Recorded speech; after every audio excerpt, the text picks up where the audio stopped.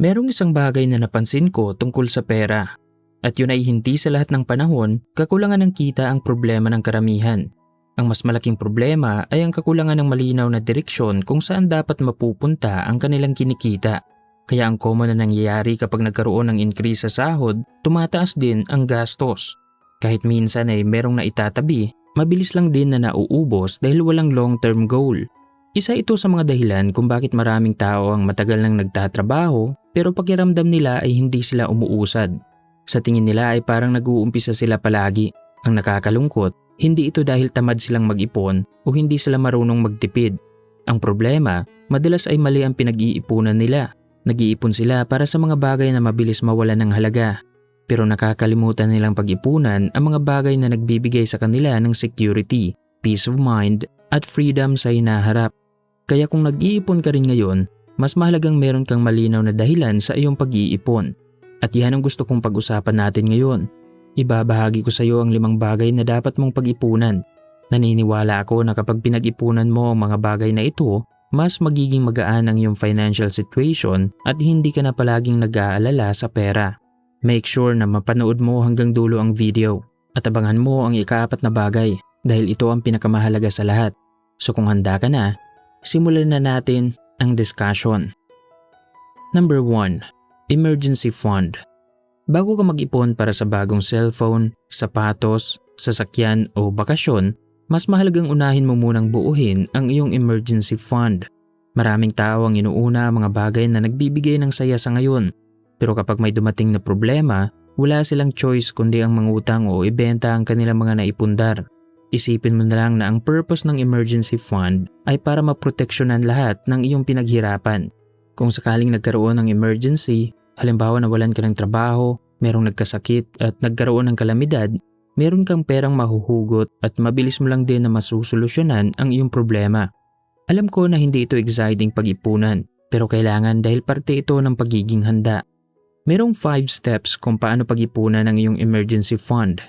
Una, alamin mo kung magkano ang iyong monthly expenses.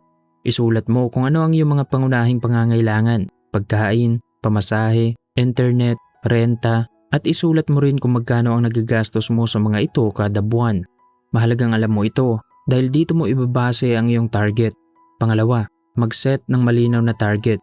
Kung empleyado ka at iisa lang ang source of income, magandang target ang katumbas ng 3 hanggang 6 na buwan ng iyong gastusin.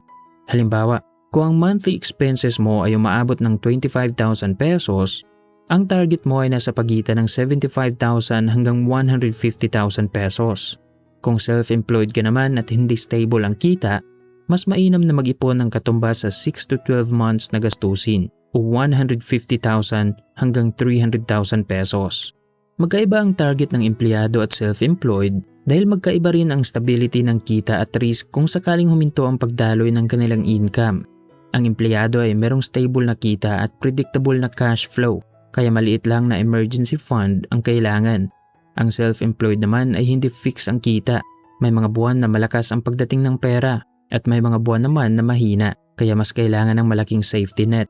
Pangatlo, hatiin ang target sa maliliit na goals.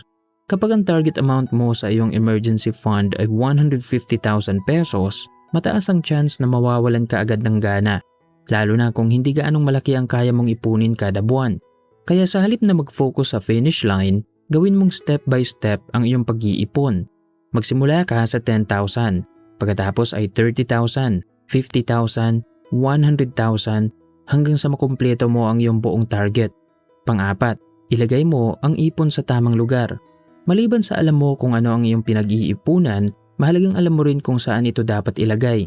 Magbukas ka ng hiwalay na savings account o high-yield savings account para sa emergency fund. Huwag mo itong ihalo sa perang ginagamit mo sa pang-araw-araw na gastusin para hindi ka madaling matuksong galawin ito. Huwag mo ring ilagay ang emergency fund sa mga investment na maaaring bumaba ang halaga anumang oras. Pagdating sa emergency fund, mas mahalaga na secure ang iyong pera at meron kang madaling access kung sakaling gagamitin mo ito. At pang-5 ay maging consistent ka sa pag-iipon. Para magtagumpay ka sa pag-iipon, mahalagang gawin mong habit ang magtabi ng pera bago gumastos. Magsimula ka lang sa maliit, kahit 10% lang muna ng iyong sahod ay malaking bagay na basta tuloy-tuloy mo itong ginagawa. Tandaan na ang susi sa matagumpay na pag-iipon ay consistency. Kapag naipon mo na ang iyong emergency fund, mapapansin mo na hindi lang pera ang nadagdag sa'yo, nadagdagan din ang kumpiyansa mo sa sarili at meron ka na ring peace of mind. Number 2. Edukasyon at skills. Pansin mo rin ba na karamihan sa atin ay hindi nahihirapang gumastos para sa bagong cellphone, branded na sapatos, o madalas na pagbili ng mamahaling inumin, pero kapag ang usapan ay libro, online course o seminar, bigla nating iniisip na sayang ang pera. Isa ito sa pinakamalaking psychological trap sa paghawak ng pera. Mas pinapahalagahan ng utak natin ang instant reward kaysa future reward. Marami ang hindi nag-i-invest sa kanilang sarili dahil hindi agad nila nakikita ang resulta ng pag-aaral. Kung ikukumpara mo ito sa pagbili ng bagong gadget, makikita at mahahawakan mo ito agad. Ang bagong kotse at damit ay mapapansin agad ng iba. Pero ang bagong skill, walang makakapansin sa unang araw. Kailangan mo pa itong paghirapan, paulit-ulit na gawin at maging matyaga bago magkaroon ng resulta. Kaya marami agad ang sumusuko. Pero ito ang malaking pinagkaiba sa mindset ng ordinaryong tao at mga taong patuloy na umaangat. Naiintindihan ng mga successful na ang pag-iipon para sa edukasyon at pag-develop ng high-income skill ay ang pinakamahalagang investment na gagawin mo sa iyong sarili. Kung gusto mong tumaas ang halaga mo sa trabaho o negosyo, mag-develop ka ng skills na hindi madaling palitan at palaging may demand. Kabilang na dito ang communication skills. Dahil ang taong marunong maghatid ng mensahe at makipag-usap ay mas madaling makakuha ng tiwala at opportunity. Mahalaga rin ang sales at negotiation skills dahil halos lahat ng mataas ang kita ay marunong magbenta, hindi lang ng produkto kundi pati ng kanilang ideya at kakayahan. Dagdag pa rito ang AI at digital skills tulad ng paggamit ng AI tools, data analysis, programming, video editing, graphic design, digital marketing at content creation.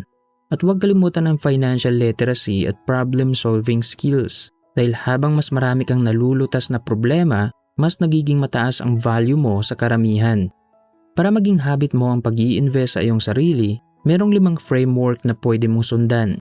Una, pumili ng isang high-income skill na may malinaw na koneksyon sa gusto mong marating sa loob ng 5 taon.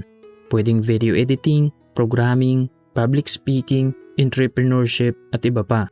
Ikalawa, gumawa ng learning fund at magtabi ng 5 to 10% ng iyong kita kada buwan para sa mga libro, online courses at training.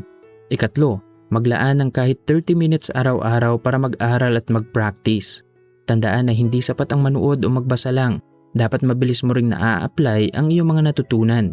Ikaapat, gumawa ng totoong project o humanap ng maliit na sideline para mahasa ang iyong skill at magkaroon ka ng karanasan. Pwede kang gumawa ng simpleng website, magsulat ng sample campaign at pag-aayos ng isang gamit. At ikalima, magpatuloy ka lang sa paggawa ng improvement. Kapag marami ka ng natutunan, huwag mong isipin na alam mo na ang lahat. Magpatuloy ka lang sa pag-aaral at huwag mong i-underestimate ang mga maliliit na bagay. Kapag ginamit mo ang ganitong framework, paniguradong sa loob lang ng 1 buwan ay mararamdaman mo na ang pagbabago. At kapag ipinagpatuloy mo ang pag-i-invest sa iyong sarili, unti-unti mo nang makikita ang resulta hanggang sa maabot mo na ang quality ng buhay na gusto mo. Number 3. Negosyo. Maraming tao ang buong buhay na nagtatrabaho sa pera kapalit ang kanilang oras. Walang masama sa pagtatrabaho.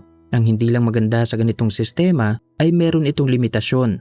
Ang katotohanan ay kikita ka lang ng pera hanggat kaya mong magtrabaho. Paano kung dumating na yung araw na kailangan mo nang magretiro? Saan ka kaya kukuha ng sapat na pera para tustusan ang iyong mga pangangailangan? Kaya napakahalagang i-consider mo rin ang magsimula ng sariling negosyo. Isa ito sa mga dahilan kung bakit kailangan mong mag-ipon. Ang kagandahan kapag meron kang negosyo ay magkakaroon ka rin ng maraming choices. Makakapagbigay serbisyo ka sa mga tao at mas magiging secure ang iyong finances sa hinaharap.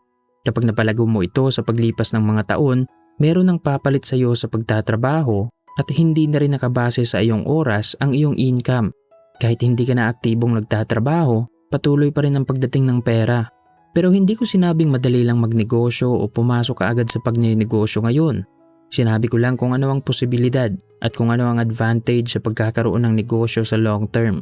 Siyempre dadaan ka pa rin sa proseso, magdesisyon kung anong negosyo ang papasukan, gumawa ng strategy, matuto, mag-adapt at patuloy na mag-improve. Ang tamang opportunity ay minsan lang yang kakatok. Maraming tao ang dinaanan lang ng opportunity dahil hindi sila handa. Kaya napakabuting mag-ipon ka ngayon para kapag dumating ang tamang business opportunity, mabilis mo itong makuha. Number 4. Kalusugan.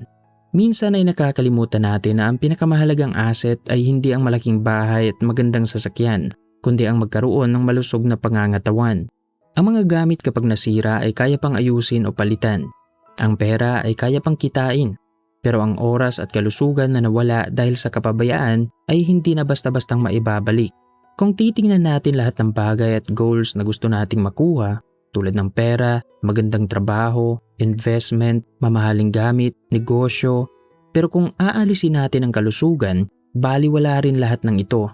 Kaya dito natin maiintindihan na ang kalusugan ay ang pundasyon ng lahat ng ating financial goals. Kapag malusog tayo, meron din tayong sapat na lakas. At kapag malakas ang ating katawan, makakapagtrabaho rin tayo ng maayos at mai-enjoy ang ating oras at pera sa mga bagay at taong mahalaga sa atin. Kaya gawin mong priority ang mag-invest sa iyong kalusugan at nahahati ito sa dalawang parte. Una ay alagaan mo ang iyong katawan. Bumili ka ng masustansyang pagkain. Huwag umasa sa instant at processed foods. Mag-invest ka ng magandang upuan at higaan. Mag-ehersisyo araw-araw at gawin ang mga bagay na nagtatanggal ng stress. At pangalawa ay maging handa financially. Kumuha ka ng basic HMO o patuloy na mag-contribute sa PhilHealth, mag-build ng emergency fund, kumuha ng health insurance at magpa-check up taon-taon. Huwag mong isipin na ang perang napunta sa iyong kalusugan ay gastos.